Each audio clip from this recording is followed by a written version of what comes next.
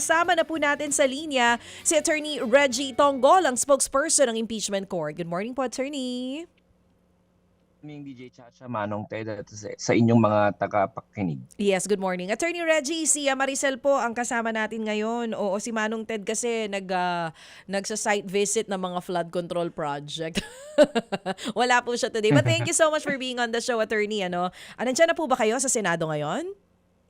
Yes, oo, sa parking lot lang ako, hindi lang ako inabot na makapasok doon Oo. sa building. Naku, thank you po for gracing the show kahit po kayo'y nandyan pa ngayon sa parking. Attorney, ito muna simulan natin dito sa bagong schedule ng impeachment. Ngayon pong araw na ito, 10 a.m. pa rin yung trial natin. We are on day 17.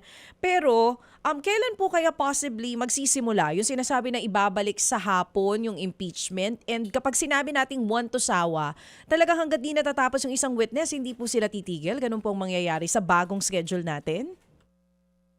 Well, if there is already a headway doon sa pag-uusap nila sa caucus, malalaman natin yan siguro today or within the week, no? At yung implementation ng change in schedule will happen next week kasi kailangan ng advance information yung mga parties pati yung mga witnesses regarding that para alam nila kung ano oras talaga sila pupunta at makapag-adjust din yung both councils regarding the new schedule if ever. So maririnig natin yan from the presiding officer either today or anytime this week bago matapos yung session natin sa Wednesday. So for this week, 3 days pa rin yung trial natin and morning pa rin talaga. Tama, yes. Pero yung iniisip kasi ni presiding officer tsaka ni Senate President Sherwin Gatchalian na tama ka sa sinabi mo kanina na yung isang witness medyo nabibitin kasi kapag 4 o 5 oras lamang yung ating presentation ng isang ebidensya. So kung ililipat daw sa hapon, baka maaring hanggang matapos nga talaga yung isang testigo or at least yung isang portion, kunwari isang buong direct examination, tatapusin yon. So kahit na umabot yun ng mga hanggang katulad nung mga unang mga araw natin sa impeachment trial, umaabot tayo ng mga 7 or 8 p.m. At base din po, ito ba final na yung napagkasunduan nila or pag-uusapan pa rin na talagang aabot sila hanggang alas 10 or alas 11 ng gabi? Wala pang dyan, no, general direction talaga kung ano talaga yung talagang exact na schedule. Pero ang consideration kasi talaga nila is kapag hapon kasi pwedeng mag-extend. Hindi naman laging mag-extend, pwede lamang mag-extend. Pero kapag umaga kasi, kahit gustong i-extend, hindi mai-extend. Kasi nga meron na ngang plenary session yung Senate as a legislative body ng 3 o'clock or even 4 o'clock. Okay. So lahat po yan malalaman natin siguro mga Wednesday pa po, Attorney? Tama ka dyan, no? Baka kung today ready na yung ating presiding officer na banggitin yan, baka today rin natin malaman. Okay. Puntahan naman po natin itong nabanggit ninyo na po pwede namang mag-monitor talaga yung senator judges natin outside the session hall basta nasa loob ng Senate premise. Ang banggit nyo po dahil dun sa continuing quorum. Pero ang mga ordinaryong tao, tinatanong dito, mahalaga yung nangyayari sa trial. Bakit total nandun na naman sila? Bakit umaalis pa po doon sa mismong Senate Hall? I mean, yung pagiging present talaga ng senator judges natin kung saan nangyayari yung trial itself, hindi po ba mas importante na nandun sila? Bakit okay lang po na nasa ano sila? Halimbawa ay nasa labas ng session hall. Well, kung makikita mo naman DJ Chacha, no, na parang wala namang ganong gumagawa noon. Yung sinabi kong yon was only a response to a question regarding the propriety of the photo that was taken by Senator Judge Padilla together with Senator Judge Villar and Senator Judge Bongo. So it was just a response to that para ipaalala sa ating mga kababayan na there was nothing wrong with that short break taken by such senator judges. Okay, And senator oo. judges can opt to go to the lounge for a short break at yun ay ayon sa parliamentary practice. So kahit sa mababang kapulungan ng Kongreso sa House of Representatives, ginagawa rin yan. Ngunit ngayon, Mm. syempre, kung makikita mo, no, parang wala namang halos talagang gumagawa niyan. Mm. Napakabihira lang. Mm. Nagkaroon lamang ng attention doon sa nangyaring yun because of the posting of Senator Judge Padilla, Oo. and people who are against him was making a big deal out of it. So I was Oo. just responding na Oo. walang nilabag na batas o ethical duties yung ating mga senator judges when they went Mm. out for a short break. Oo, short break naman pala yon. Usually po ba, kasi syempre kung buong araw ito, kahit sino naman po kinakailangan talaga ng break at mapapagod. But normally, during an impeachment trial, kung magbe-break man po yung ating mga senador, okay lang na hindi sila sabay-sabay. Syempre, at ilang minuto usually sila nagtatagal dun sa Senate lounge. Walang general ano diyan, no, general direction yung presiding officer and even Senate President Gatchalian, because it is just a part of the customs of any parliamentary body na ganun ang ginagawa, so long as walang magko-question ng quorum on the floor.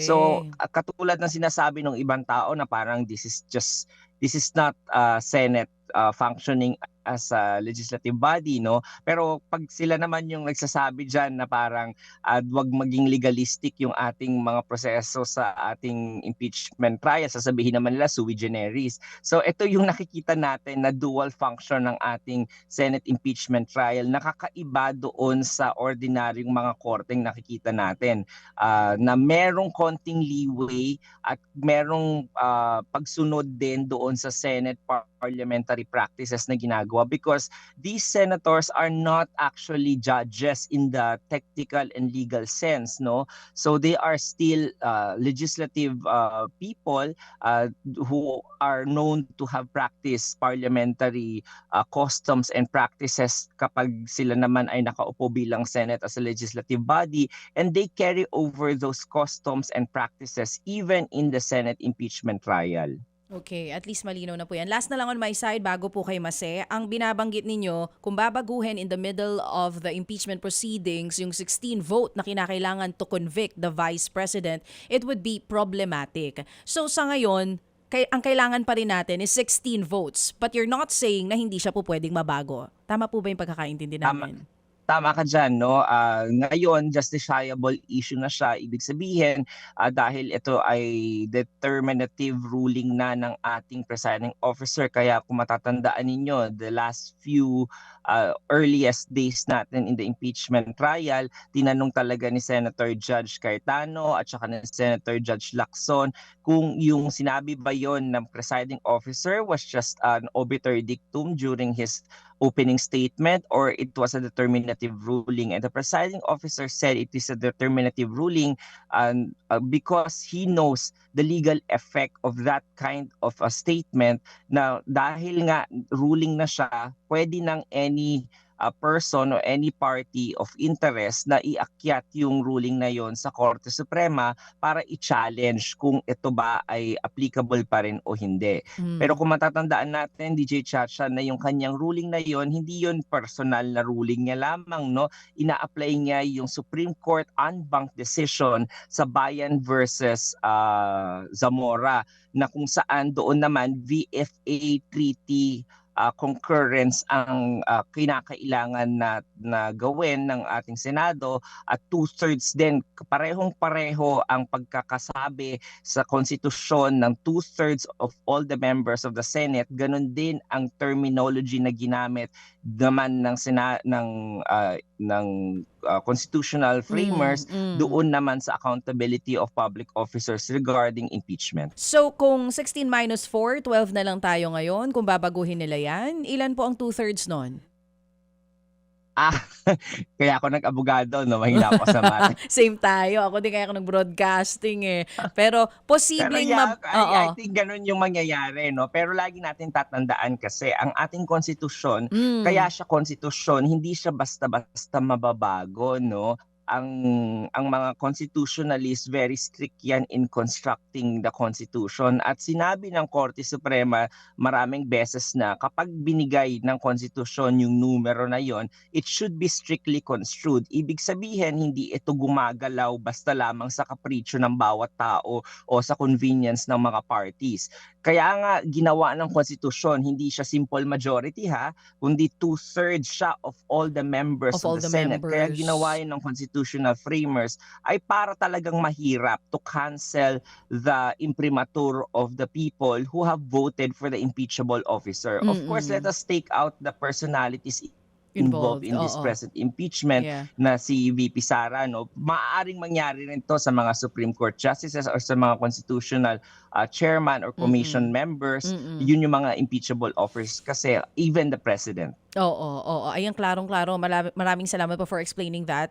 Siguro aantabayan na natin kung babaguhin po ba ito ng mga senator judges natin. Kasi kagaya na sinasabi mo, yung constitution, hindi talaga siya basta-basta po pwede baguhin. Pero kung 12, 2/3 noon, parang mga 8 boto lang to convict ang kinakailangan kung dun sila patungo. Kung ima-minus natin yung 4 ngayon na hindi po uma-attend sa impeachment trial, which is si Senator Jinggoy Estrada. Nag-calculator na ako. Tinignan ko na sa ko, ilan ba yung 2/3 noon? Ginamitan ko na ng calcu, attorney. So wala si Senator Jinggoy, wala si Senator Marcoleta, wala po ngayon si Senator Batod, nadagdag pa itong si Senator Loren Legarda. Ito na po mga katanungan ng magaling sa math, Maricel Halili. Hindi rin ako masyadong magaling sa math, kaya nga hindi ako nakisawsaw sa usapan.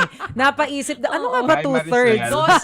Nice to see you again. Hi, Attorney Walo. Reggie. Magandang umaga.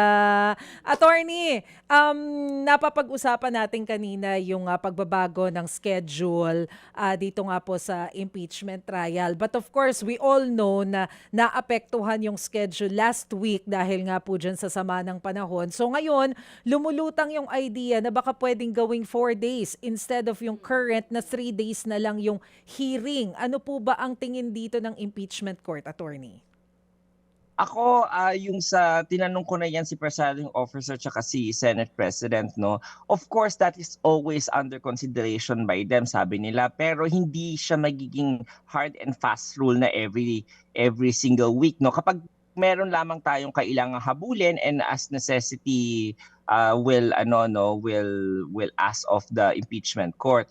Pero katulad ng sinasabi rin natin kasi si Senate President Gatchalian, medyo concerned din siya doon sa legislative mga matters na kailangan i-take up, lalong-lalo na yung budget na kailangan maipasa na yan in the next 4 to 5 months, no. So kaya kakain din yan talaga yung pati yung mga committee hearings. Kailangan nila rin kasi matapos yung legislative agenda. So pero ang sinasabi ko rin, no, wag tayo masyadong maging concerned regarding the scheduling because makakagawa ng paraan naman yung mga parties and even the impeachment court para makahabol, no. So far ngayon naman yung delays na nakikita natin, we are on the 17th day of the impeachment trial and the prosecution has already presented 10 witnesses out of the 17 days na yon. So technical plus minus pa natin yung isang araw na oral arguments on the subpoena